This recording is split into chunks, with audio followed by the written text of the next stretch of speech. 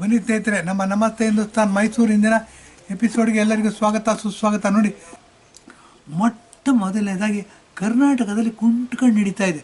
ಕುಂಟ್ಕಂಡು ನಡೀತಾ ಇದೆ ಅನ್ನೋದ್ರ ಬಗ್ಗೆ ಮಾತಾಡಬೇಕು. ಮುಂದಿನ ಎಪಿಸೋಡಲ್ಲಿ ಮಾತಾಡ್ತೀನಿ, ಯಾಕೆಂದರೆ ಅದು 2-3 ಎಪಿಸೋಡ್ ಬೇಕಾಗುತ್ತೆ. ಇದಲ್ಲದೆ ನೋಡಿ, ಕೇರಳದಲ್ಲಿ ಕಮ್ಯುನಿಸ್ಟ್ರು ಏನು ಮಾಡ್ತಾರೆ, ನಾವು ಕೊಟ್ಟಷ್ಟು ಸೀಟ್ ತಗೋಬೇಕು ನೀವು ಅಂತ ಹೇಳ್ತಾ ಇದ್ದಾರೆ. ಹಾಗೆ ಅಲಿಯನ್ಸಲ್ಲಿ ಏನು 20 ಸೀಟ್ ಇದೆ, ಹೆಚ್ಚು ಕಡಿಮೆ ಅಲ್ಲಿ 18-20 ಸೀಟ್ ಇದೆ.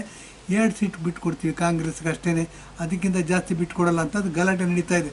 ಇದಲ್ಲದೆ TR ಚಂದ್ರಶೇಖರ ಅಂತ ಭಾರತೀಯ ರಾಷ್ಟ್ರೀಯ ಕಾಂಗ್ರೆಸ್ ಅಂತ ಆತನು ಟವಲಾಸ್ಬಿಟ್ಟಿಯಾರ, ನಾವು ಪ್ರಧಾನಮಂತ್ರಿ ಆಗಬೇಕು, ಯಾತಕ್ಕೂ ಕಡಿಮೆ ಇಲ್ಲ ಅಂತಂದ್ಬಿಟ್ಟು ಅವರೊಂದು.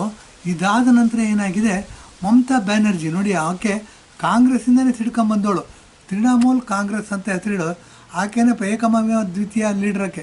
ಏನಂದರೆ ಹೇಳಿದ್ದೇ ಸತ್ಯ. ಅವರೇನಾಗಿದೆ, ನಾವು 1 ಸೀಟು ಕೊಡೋದಿಲ್ಲ ಕಾಂಗ್ರೆಸ್ಗೆ ಅಂತಂದ್ಬಿಟ್ಟು ಡಿಕ್ಲೇರ್ ಮಾಡಿಬಿಟ್ಟಿದ್ದಾರೆ. ಹಾಗೆ ಅಖಿಲೇಶ್ ಯಾದವ್ ನಾರ್ತಲ್ಲಿ 1 ಸೀಟು ಕೊಡೋದಿಲ್ಲ ಅಂತ ಅವ್ರು ಕಿತ್ಕೊಂಬಂದಿದ್ದಾರೆ. ತೃಣಮೂಲ್ ಕಾಂಗ್ರೆಸ್ ಕಿತ್ಕೊಂಬಂತು, ಮತ್ತು ಇದು ಕಿತ್ಕೊಂಬಂತು ಯಾವುದು, ಅಖಿಲೇಶ್ ಯಾದವ್ ಕೊಡಲ್ಲ ಅಂತ. ಮಾಯಾವತಿ ಪಾರ್ಟಿ ಸ್ಟ್ರಾಂಗ್ ಅಲ್ಲಿ, OBCಗಳು ಮತ್ತು SC STಗಳು ಇದಿರೋರು, ಅವ್ರು ನಾವು ಇಂಡಿಪೆಂಡೆಂಟಾಗಿ ಕಂಟೆಸ್ಟ್ ಮಾಡ್ತೀವಿ ಡಿಕ್ಲೇರ್ ಮಾಡಿಬಿಟ್ಟಿದ್ದಾರೆ. ಅದು ಮೊನ್ನೆ ಒಂದೇ ಇದು ಮಾಡ್ಕೊಂಡು ಮುಂದುವರಿತಾ ಇದ್ದಾರೆ ಅವರು. ನಮ್ಮ ಪಾರ್ಟಿ ಒಂದೇನೆ, ನಾವು ಯಾರ ಜೊತೆ ಅಲಿಯನ್ಸ್ ಮಾಡ್ಕೊಳ್ಳಲ್ಲ ಅಂದ್ಬಿಟ್ಟು ಎಲೆಕ್ಷನ್ ತಯಾರಿ ಫೇಸ್ ಮಾಡೋಕ್ಕೆ ಏನು ಬೇಕು ಅದೆಲ್ಲ ಮಾಡ್ಕೊತಾರೆ. ಇದೇ ಥರ ಬಿಹಾರಲ್ಲಿ ನಿತೀಶ್ ಕುಮಾರ್ ಸ್ಟ್ರಾಂಗ್ ಆಗಿದ್ದಾರೆ. ಅವರು ಇಂಡಿ ಕೂಟದಿಂದ ಕಿತ್ಕೊಂಬಂದ್ಬಿಟ್ಟು ನರೇಂದ್ರ ಮೋದಿ ಜೊತೆ ಕೈ ಜೋಡಿಸ್ಬಿಟ್ರು. ಬನ್ನಿ, ಇದಾದ ನಂತರ ಏನಾಯಿತು ಅಂತ ಮಹಾರಾಷ್ಟ್ರ ಇತ್ತು ದೊಡ್ಡದಾಗಿ. ಮಹಾರಾಷ್ಟ್ರದಲ್ಲಿ ಉದ್ಧವ್ ಠಾಕ್ರೆ ನೋಡಿ, ಅವರಪ್ಪ ತುಂಬ ಹಿಂದೂವಾದಿ, ಅಯೋಧ್ಯೆಯಲ್ಲಿ ರಾಮ ಮಂದಿರ ಮಾಡಬೇಕು ಅಂತ ಗಲಾಟೆ ಮಾಡ್ತಿದ್ದಲ್ಲಿ ಫಸ್ಟ್ ಇದ್ದರು. ಅಯೋಧ್ಯೆಯಲ್ಲಿ ರಾಮ ಮಂದಿರನೂ ಆಯಿತು ನರೇಂದ್ರ ಮೋದಿ ಕಾಲದಲ್ಲಿ. ಈಗ ಏನಾಗಿದೆ, ಉದ್ಧವ್ ಠಾಕ್ರೆ ಕಾಂಗ್ರೆಸ್ನವ್ರ ಮಡಿದಲ್ಲಿ ಹೋಗಿ ಕೂತ್ಬಿಟ್ಟಿದ್ದಾರೆ.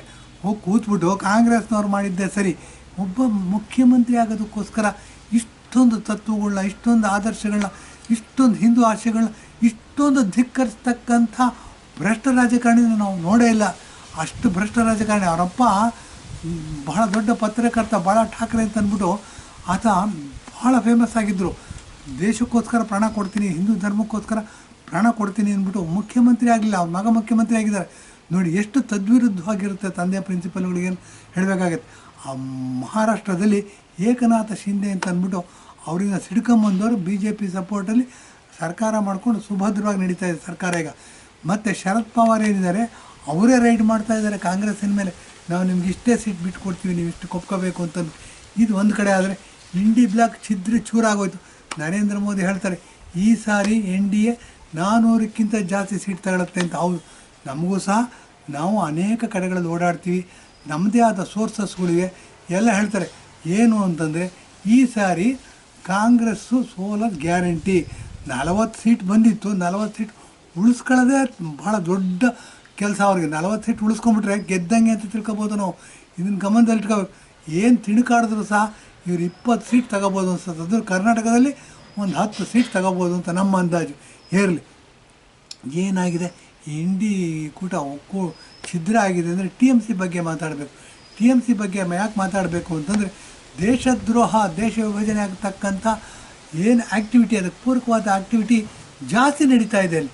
ಅದು ಹೇಗೆ ನಡೀತಾ ಇದೆ ಅನ್ನೋದ್ರ ಬಗ್ಗೆ ಮಾತಾಡಬೇಕು. ಬನ್ನಿ, ಈಗ TVನಲ್ಲಿ ರಿಪಬ್ಲಿಕ್ ಭಾರತ್ ಅಂದ್ಬಿಟ್ಟು ರಾಷ್ಟ್ರ ಪ್ರಥಮ ಅಂತ ಮಾಡ್ತಾರೆ.